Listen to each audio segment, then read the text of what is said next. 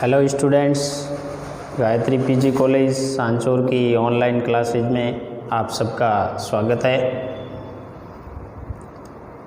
आज की क्लास में भारत की खनिज तेल एवं प्राकृतिक गैस के उत्पादन क्षेत्र के बारे में अपन चर्चा करेंगे। तो एमए फाइनल की इंडियन ज्योग्राफी में ऊर्जा के अपन परंपरागत स्रोत पढ़ रहे थे। उनमें कोयला है और दूसरा है खनिज तेल एवं प्राकृतिक गैस। तो भारत में खनिज तेल एवं प्राकृतिक गैस का उत्पादन किन क्षेत्रों में होता है और ये भारत के कुल खपत की कितने प्रतिशत पूर्ति करता है, यदि इसके बारे में चर्चा करें तो भारत में जो खनिज तेल है, विश्व का कुल खनिज तेल है, उसका मात्र 0.5% संचित भंडार पाए जाते हैं। और भारत में खनिज तेल जो कच्चा तेल है वो टर्शियरी काल की चट्टानों के अपनतियों और भ्रंशों के अंदर पाया जाता है। और खनिज तेल एवं प्राकृतिक गैस का यानी विकास है वो जीवाश्म युक्त औषधि शैलों में होता है। शैलों के भूगर्भ में सबसे ऊपर ये प्राकृतिक गैस पाई जाती है तथा सबसे नीचे और मध्य खनिज तेल पाया जाता है। सबसे नीचे की ओर जल रहता है। खनिज तेल में लगभग 90 से 95% हाइड्रोकार्बन होता है और 5-10% है वो अन्य तत्व होते हैं। हाइड्रोकार्बन में सामान्यतः 70% तेल और 30% प्राकृतिक गैस मिलती है। भारत में अधिकांश खनिज तेल और भंडार का जो संबंध है वो औषधि चट्टानों से है और जिसका निर्माण टर्शियरी युग के अंदर हुआ है। भारत में यदि सर्वप्रथम तेल के कुएं की खोज है, तेल की जो खोज हुई थी भारत में, तेल के कुएं की खोज या तेल के कुएं की जो खोज है तेल, वो असम के माकुम क्षेत्र में हुई थी। असम के माकुम क्षेत्र से, माकुम क्षेत्र यानी भारत में पहला तेल कुआं है जिसको खोदा गया, पता लगाया गया, वो लगाया गया माकुम क्षेत्र में। कब? 1867 के अंदर। 1867 ईस्वी में असम के माकुम क्षेत्र में पहला तेल का कुआं खोदा गया और इसका खुदाई से तेल का अन्वेषण जो शुरू हुआ है वो हुआ 1889 के अंदर। 1889 कहाँ से? डिग बोई से यानी तेल के जो भंडार है उसका पता लगाया गया। प्रथम तेल कुआं यानी कि जो तेल के भंडार का पता लगाया गया वो माकुम क्षेत्र के अंदर 1867 के अंदर, यानी कि सर्वप्रथम तेल का कुआं खोदा गया और इससे तेल निकालना जाना शुरू कब हुआ? डिगबोई में 1889 के अंदर। 1889 से डिगबोई क्षेत्र से तेल निकालने का कार्य शुरू हुआ और तेल का कुआं खोदा गया सर्वप्रथम, जो माकुम क्षेत्र में 1867 के अंदर खोदा गया था। तो भारत में जो तेल का सर्वप्रथम पता लगाया गया है वो 1867 में लगाया गया। 1889 से इसकी यानी कि उत्पादन है वो शुरू हुआ है। इसके अलावा तेल के जो भंडार है या भारत में तेल के भंडार है वो इस तरह पाए जाते हैं कि सबसे नीचे की तरफ है वो ये जल रहता है, यहाँ जल है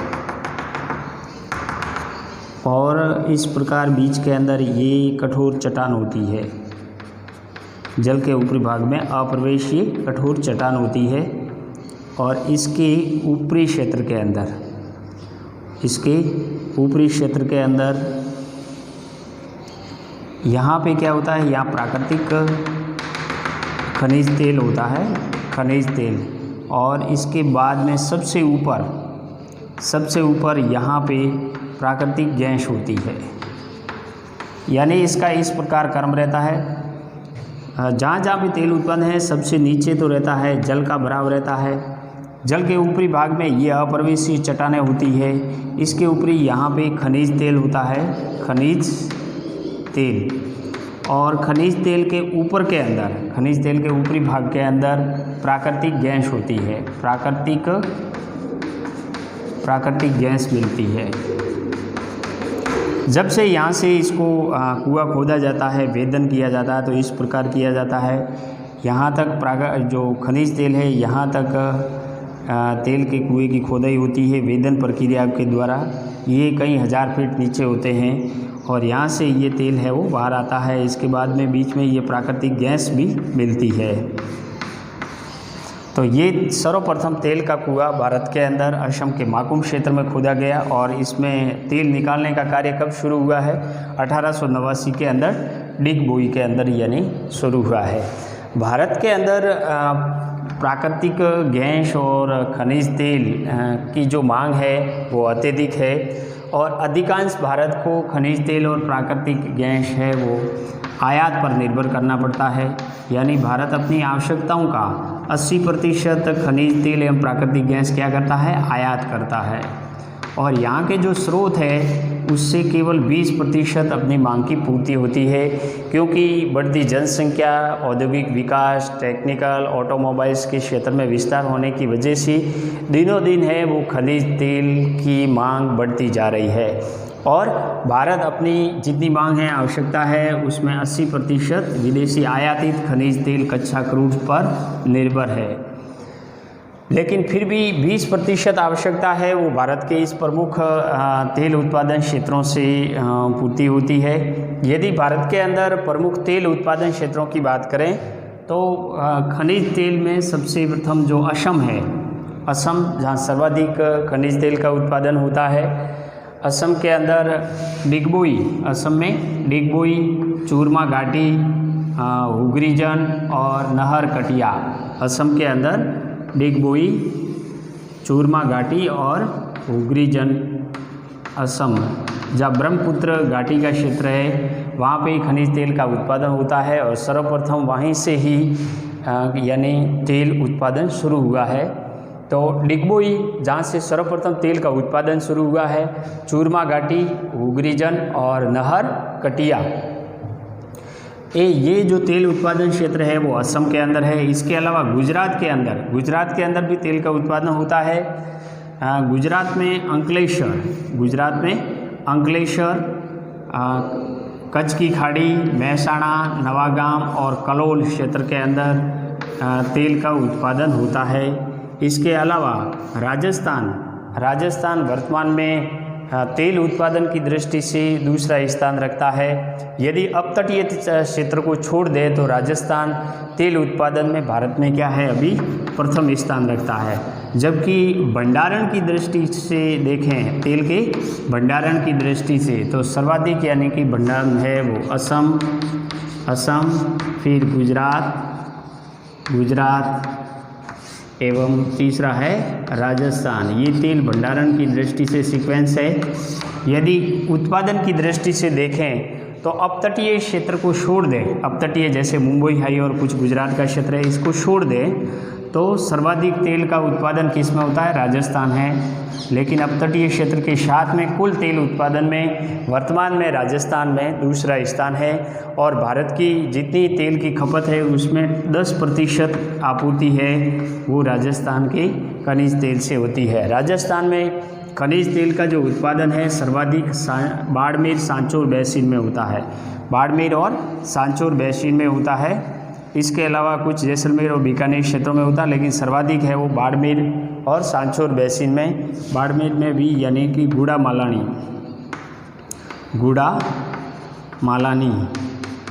मालानी ये सांचौर बेसिन है। इसमें सर्वाधिक तेल एवं प्राकृतिक गैस के भंडार है और उत्पादन भी होता है।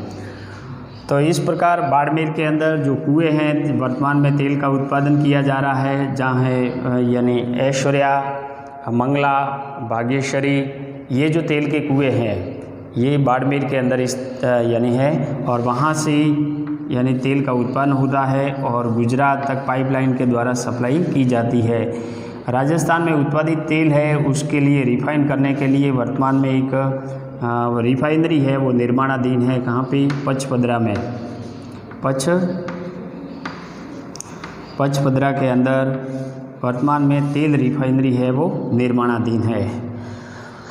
तो इसके अलावा अपतटीय जो तेल क्षेत्र है, अपतटीय भारत के अंदर अपतटीय जिसमें तेल क्षेत्र उत्पादन है, जिसमें सर्वाधिक बड़ा अपतटीय तेल उत्पादन क्षेत्र है, खनिज तेल उत्पादन क्षेत्र वो मुंबई हाई है, जहाँ 1960 के बाद में यानी कि इसका तेल उत्पादन शुरू हुआ है। और मुंबई से 160 किलोमीटर ये कहाँ है? समुद्र के अंदर है। मुंबई से यानी समुद्र के अंदर 160 किलोमीटर मुंबई हाई तेल उत्पादन क्षेत्र है, जहाँ से 1960 में तेल का उत्पादन शुरू हुआ है। गोदावरी और कृष्णा बेसिन है, गोदावरी और कृष्णा बेसिन है, यहाँ पर भी खनिज तेल के क्या है? भंडार है, खनिज तेल के भंडार है। यहाँ उत्पादन बहुत कम होता है लेकिन खनिज तेल के भंडार मिले हैं। तो इस प्रकार भारत में तेल उत्पादन है जिसमें सर्वाधिक असम, इसके बाद गुजरात, राजस्थान, अपतटीय क्षेत्रों में सर्वाधिक होता है मुंबई में, फिर गोदावरी और कृष्णा बेसिन के अंदर भी तेल का उत्पादन होता है। तेल का अन्वेषण करने के लिए और यानी कि इस अन्वेषण, संप्रेषण, विस्तरण करने के लिए तेल एवं प्राकृतिक गैस आयोग का जो गठन है वो 1956 में स्थापित किया गया था। इसका गठन है वो 1956 में किया गया था। और ये प्राकृतिक जहाँ भी तेल और खनिज प्राकृतिक गैस है उनका अन्वेषण करना, संप्रेषण करना, खोज करना, ये कार्य करता है, नियंत्रण करने का कार्य करता है। इसके अलावा गैस, प्राकृतिक जो गैस है,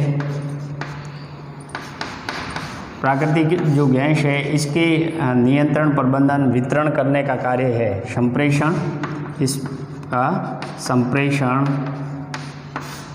वितरण, संप्रेषण और वितरण करने का कार्य है वो प्राकृतिक जो गैस है उसका गेल करता है। गेल यानी gas authority of India limited, gas authority of India limited के द्वारा भारत में जितनी भी प्राकृतिक गैस है उन प्राकृतिक गैस का संप्रेषण और वितरण करने का कार्य करता है।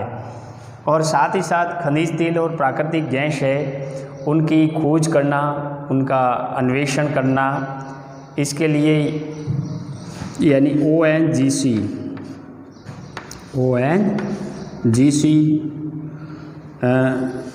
और ये कंपनी है OIL, इनके द्वारा किया जाता है। ऑयल इंडिया लिमिटेड के द्वारा भी किया जाता है।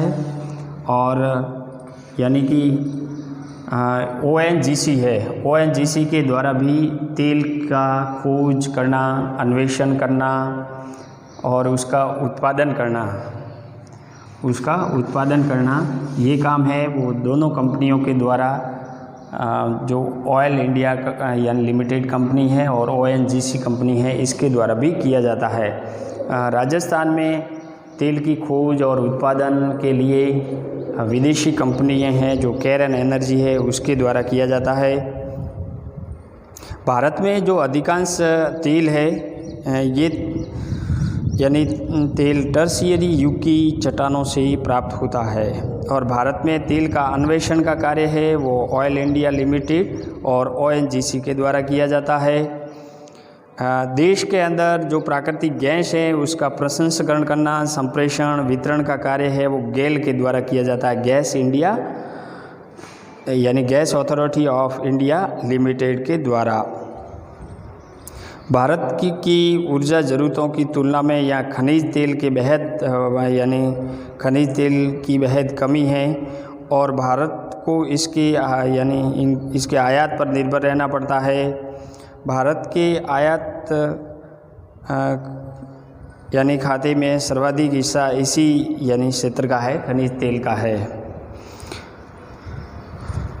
तो भारत में तेल के जो भंडार या उत्पादन की दृष्टि से देखें तो इसमें असम के अंदर असम में डिगबोई, चूरमा घाटी और इसके अलावा नवीन खनिज तेल क्षेत्रों में भी भंडार उपलब्ध है। असम के लखीमपुर ज़िले में डिगबोई, बंधापंग, हंसापंग इस स्थानों पर भी खनिज तेल की प्राप्ति 2000 मीटर गहराई से होती है। डिगबोई में तेल शोधन कारखाना भी स्थापित किया गया है, जो तटीय क्षेत्र का प्रथम तेल उत्पादन कारखाना है। तेल शोधन कारखाना है वो डिगबोई के अंदर है। और असम की चूरमा घाटी में भी बदरपुर, मशीनपुर और पथरिया स्थानों पर 1971 से तेल का खनन हो रहा है, लेकिन अभी है वो इसके भंडार है वो उन क्षेत्रों में समाप्त हो चुके हैं। ब्रह्मपुत्र घाटी जो नवीन तेल क्षेत्रों में मानी जाती है, इसमें नहरकटिया, हुग्रीजन या मोहरन स्थानों पर 1953 से तेल का उत्पादन हो रहा है और प्रतिवर्ष लगभग 25 लाख मैट्रिक टन खनिज तेल प्राप्त किया जाता है। इसके अलावा यहाँ पे रुद्र सागर, लकवा, गाले की और अमगरी में भी तेल का खनन किया जा रहा है। इस क्षेत्रों का तेल है वो नूनामती और बरौनी के तेल शोधनशालाओं में शुद्ध किया जाता है। गुजरात राज्य के अंदर लगभग 15,500 वर्ग किमी में तेल के भंडार मिले हैं और इसमें कच्छ की खाड़ी, सूरत, बड़ौदा, भरूच, मेहसाणा और खेड़ा जिलों में तेल के भंडार है। यहाँ पर अंकलेश्वर क्षेत्र में 1200 मीटर गहराई तक तेल प्राप्त होता है, यानी अंकलेश्वर में 1200 मीटर तक तेल प्राप्त होता है। अहमदाबाद के पश्चिम में भी कलोल के निकट नवगांव, मेहसाणा, सानंद, कोथाना आदि स्थानों से भी तेल का यानी प्राप्ति होती है। इसके अलावा जो अपतटीय तेल क्षेत्र है, अपतटीय तेल क्षेत्र, उसमें अपतटीय तेल क्षेत्रों में भारत में समुद्री मग्न तट क्षेत्र में 385,000 वर्ग किमी में तेल के भंडार है और तेल एवं प्राकृतिक गैस आयोग ने कच्छ व खंभात की खाड़ी, अरब सागर, कोरोमंडल तट पर कृष्णा और गोदावरी डेल्टा, सुंदरवन आदि का सर्वेक्षण किए हैं और इसके पश्चात कई क्षेत्रों में पेट्रोलियम का व्यावसायिक उत्पादन प्रारंभ किया गया है, जिसमें गुजरात के सौराष्ट्र में भावनगर से 45 किलोमीटर दूर अरब सागर में स्थित अलियाबेट द्वीप में तेल के भंडार का पता चला है और रूस की सहायता से यहाँ तेल की खोज की गई है। मुंबई में भी मुंबई से लगभग 60 किलोमीटर उत्तरी पश्चिम में अरब सागर में स्थित मुंबई हाई नामक क्षेत्र में भी तेल एवं प्राकृतिक गैस की प्राप्ति हुई है। सागर सम्राट नामक जलयान के प्लेटफॉर्म की सहायता से मुंबई हाई तेल क्षेत्र से 1416 मीटर गहराई से तेल एवं प्राकृतिक गैस का व्यावसायिक उत्पादन 1977 से प्रारंभ किया गया है और यहाँ देश का अधिकतम तेल प्राप्त होता है। इसके अलावा कावेरी और कृष्णा गोदावरी बेसिनों में भी अपतटीय तेल प्राप्त हुआ है। 1981 से रानियम तट पर कुओं से लगभग 1500 बैरल प्रतिदिन दर से और 1988 से मध्यम तट पर 4300 बैरल प्रतिदिन और 1986 में नागपट्टनम से 200 बैरल प्रतिदिन दर से तेल का उत्पादन हो रहा है। इसके अलावा कोविकल्पलम में भी 206 बैरल प्रतिदिन दर से तेल का प्राप्ति हो रही है। आंध्र प्रदेश के कृष्णा और गोदावरी बेसिन में तेल की खोज में लगभग 49 तेल के कुओं से खनन किया जा रहा है। इसमें अधिकांश कम यानी कि उत्पादन सिद्ध हुए हैं। इसके अलावा राजस्थान में भी बाड़मेर ज़िले में केरन एनर्जी लिमिटेड कंपनी के द्वारा तेल खनन का कार्य किया जा रहा है। तो भारत में तेल का उत्पादन है वो इन क्षेत्रों से विभिन्न अपतटीय क्षेत्रों और असम, गुजरात, राजस्थान इन क्षेत्रों से प्राप्त होता है और इनसे यानी तेल का उत्पादन भी शुरू हुआ है। इसके अलावा यदि प्राकृतिक गैस की बात करें, प्राकृतिक गैस, तो प्राकृतिक गैस का जो उत्पादन है वो भारत के अंदर ज़्यादातर गुजरात के अंदर, महाराष्ट्र में जो मुंबई हाई तेल क्षेत्र है वहाँ से भी प्राकृतिक गैस का उत्पन्न हो रहा है। भारत में प्राकृतिक गैस के जो क्षेत्र है जिसमें मुंबई हाई, गुजरात, असम, आंध्र प्रदेश और तमिलनाडु है। प्राकृतिक गैस को लगभग यानी कि 200 से 250 किलोग्राम प्रति सेमी स्क्वायर की दबाव से संपीड़ित कर सीएनजी में बनाया जाता है। ये लगभग 90% मीथेन युक्त का यानी हाइड्रोकार्बन मिश्रण होता है जिसका ऊर्जा घनत्व कम होता है। सीएनजी को हरित ईंधन के रूप में संदर्भित किया जाता है क्योंकि ये सीमा मुक्त होती है और साथ ही अन्य पेट्रोलियम संसाधनों की अपेक्षा ये कम प्रदूषण उत्पन्न करती है और पर्यावरण को भी कोई नुकसान नहीं पहुंचाती है।